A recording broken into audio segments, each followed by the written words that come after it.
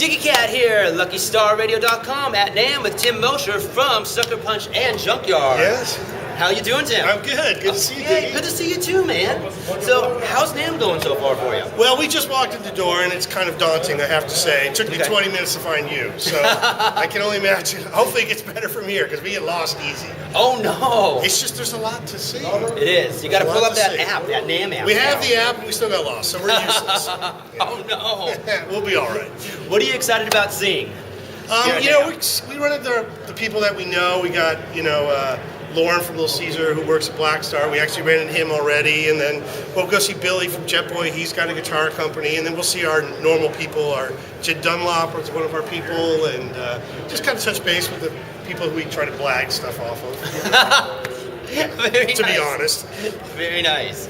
So you have a reunion show coming up with Suckerpunch. Yes, the first ever. And it's been like 23 years? Let's just go with that, sure. Okay. At least that, yeah. Okay. It's been a good long while. Okay. Yeah. So tell us about it. Well, it was something that we didn't really think about doing. It's funny, out on tour with Junkyard and other stuff, and all the members have gone on to do other things. Mike, the guitar player, is now in Bad Religion, and Gaz, the bass player, is in the London Choir Boys, and Pat plays in Junkyard with me. And the singers and swinging thing, and I think all the times we do with our other bands, there was always be the odd Suckerpunch record thrown in there. We're always like, oh, fantastic. And then I guess it had some kind of. Occasionally, I'll get cornered by someone about like going in depth about Suckerpunch. I'm always like, wow, I guess it got some penetration that we didn't realize at the time. Absolutely. And so the guy who books the Viper's been on me for ages about, let's do the Suckerpunch. I love that record. And so I finally said, well, let's see if the guys will do it. It was a good time. Mike's about to have a new Bad Religion album out in weeks. So he's going to be gone for 2 years. So this was a good window. And I think Gaz is flying in straight from a Choir Boys tour in England to do it. And so it was just a good time. Junkyard's off this month. It just all kind of fell into place. And, and it was like, well, what the fuck? Let's do it. Yeah. I mean, life's short. Yes. And listening back, I really love the record now. I hadn't listened to it and spent a lot of time with it in a while. And I was like, oh, I guess there's something here. It kicks butt. Oh, thank you. It really does. So we're excited. We're doing it February 2nd, which is a week from today, whenever this is airing. It's February 2nd at the Viper Room. We got Fur Dixon, who used to play in the Cramps, as the opening act. And there are a couple others that I can't recall. Brain Spoon. Yes. They're first on. Yes. Then Fur Dick, and his band The Gitas is on it, who I hear good things about. Yep. And so it should be a good one. The Viper's always a nice, hospitable, it's kind of our home base for Junkyard as well. So it's going to be fun. I'm really looking forward to it.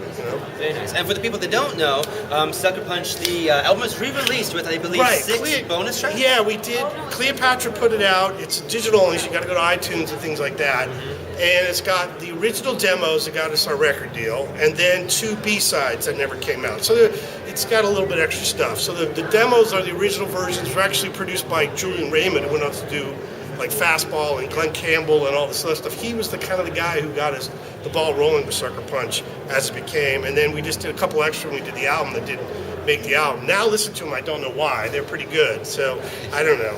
I was kind of, I guess, hell-bent on having it be 10 or 11 songs. Like I didn't want it to run on too long. Maybe that's just me. But they're good. And, it was an interesting band. It kind of came and went really fast. We did a bunch of touring.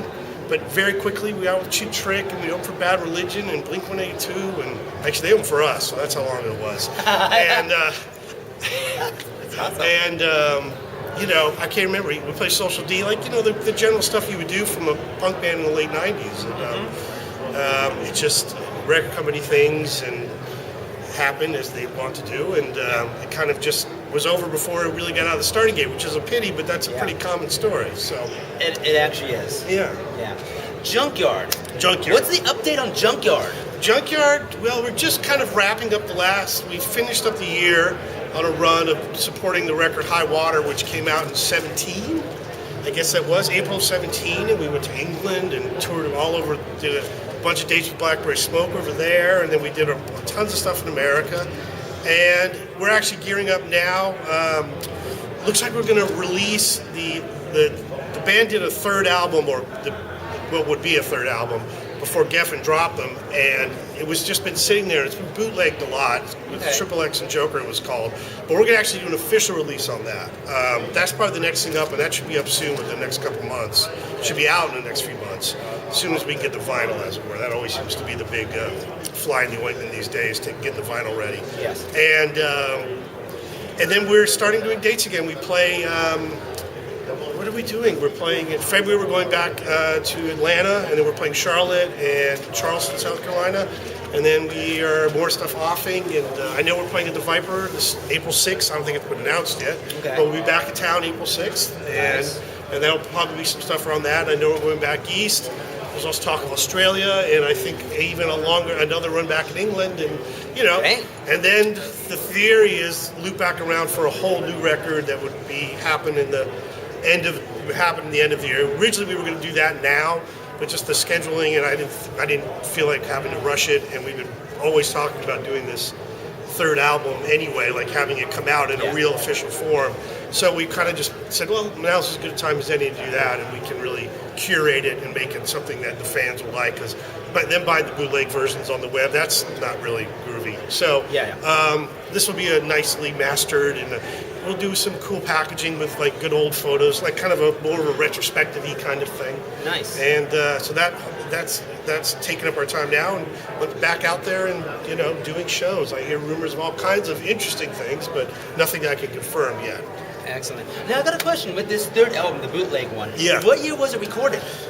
I'm guessing, it's interesting. That's when I really, besides we were tight with those guys anyway. My band Broken Glass opened for Junkyard all the time. That's how we sort of became friends. And I came in helping write on that record after Broken Glass had been dropped. So that's really the first time I started to be involved like in a real artistic way with the band. And that was probably, I'm going to say 91, 92. Oh, whoa. Okay. Yeah, 91, 92. Maybe even a little later, maybe 93. I mean, crazy. Pat's much better with these kind of dates. I'm really fuzzy with dates. Okay. So I remember being in the studio too, watching them cutting these demos, and a lot of it was produced by Rob Schnapp and Tom Rothrock, who later went on to do Beck and Toadies, and Rob did the New Bronx album. But this was like sort of the first thing, and he was a DC guy, and that was a connection because I knew him and Brian Baker knew him and stuff as a DC guy, and he kind of moved out here when I moved out here. So that was one of the earlier things I think that they did as a production team. I might be wrong. Okay. So they're produced very well. They sound good. Okay. They sound really good. They're not bootlegged. No, these are from the original. These are full audio AFF files, and we're going to have them mastered, and we're culling some of the Drek. Though everyone wants everything, it's going to be basically a 10-song album. There's a bunch of other stuff that we have. It's basically the 10 we can all agree upon, and the recording is good. There's always and also works as a record. Like, how does it sound as an actual piece of vinyl? I don't want it to be like, just every random idea that the band had at that moment and decided to record because they were doing that. Yeah. That's, to me, is not necessarily worthy of official release. Yeah. Excellent. So, what else do you have planned for 2019? I mean, it already sounds like your year is pretty. I'm kind of tired just thinking about it. I'll do my normal thing. I write music for TV shows, and so I write theme songs, and I have a couple game shows on the air, and I write for libraries and all that stuff. So I'm a composer by trade, and so I'll do that in the interim, and then. Junkyard's we do a lot of flying weekends thing, which is pretty common these days. And so those take up my weekends. I don't seem to have a lot of time off. I have a weekend job, and then I have my normal job. And most of us are like that. Yeah. We're not like Jimmy, who gets to just gallivant around and be, off at the hang. We gotta do our day jobs. But we're very lucky. We have a lot of fun. And David gets to be David, so he's lucky that way too. But I think he's earned it. Okay. Yeah, the right to be David. Yes. Very nice. For the people that want to catch up with you guys, where do you send them? Okay. Well, Suckerpunch is find us on Facebook. That's easy. I think we're the official one, though. There's probably 8 million Suckerpunches out. We were the first. And we were in 96, that was, or whatever. Mm-hmm. And then Junkyard, you can find us at junkyardblues.com. You can also find us on the Facebook, and I think we're Junkyard Hollywood on Insta. Is that right, Jimmy James? He's leering at me over there. And we have, I think Junkyard Blues on Twitter. I think that's right. So we're pretty easy to track down. And then on Facebook, just good old Junkyard. That'll come up. Beautiful. Tim, thank you so much for taking the time out for this interview.